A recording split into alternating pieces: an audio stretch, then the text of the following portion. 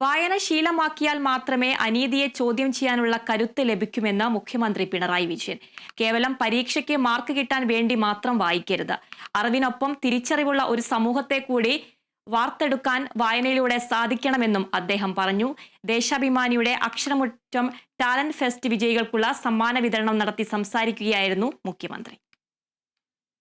അറിവിനൊപ്പം തിരിച്ചറിവുള്ള ഒരു തലമുറയെ വാർത്തെടുക്കുകയാണ് ദേശാഭിമാനി ഈ പരിപാടിയിലൂടെ ചെയ്യുന്നത്. കുട്ടികൾ കാണേണ്ട കാര്യം പാഠപുസ്തകത്തിൽ ഒതുങ്ങുന്നതല്ല പഠനം. അതിനപ്പുറത്തെ വായനയാണ് നമ്മളെ വലിയ മനുഷ്യരായി വളരാൻ സഹായിക്കുന്നത്. കേവലം പരീക്ഷയ്ക്ക് മാർക്ക് കിട്ടാനുള്ള വായനയിൽ മാത്രം നാം ഒതുങ്ങരുത്. ലോകത്തെക്കുറിച്ച് കൂടുതൽ മനസ്സിലാക്കാനും അതിലിടപെടാനുള്ള ശേഷി നേടാനും വായന അത്യാവശ്യമാണ്. കഥയും കവിതയും നോവലും വായിക്കുന്നത് ഒരു ശീലമാക്കി മാറ്റിയാൽ മാത്രമേ അനീതിയെ ചോദ്യം ചെയ്യുന്ന കരുത്തുറ്റ മനുഷ്യരായി മാറാൻ സാധിക്കൂ.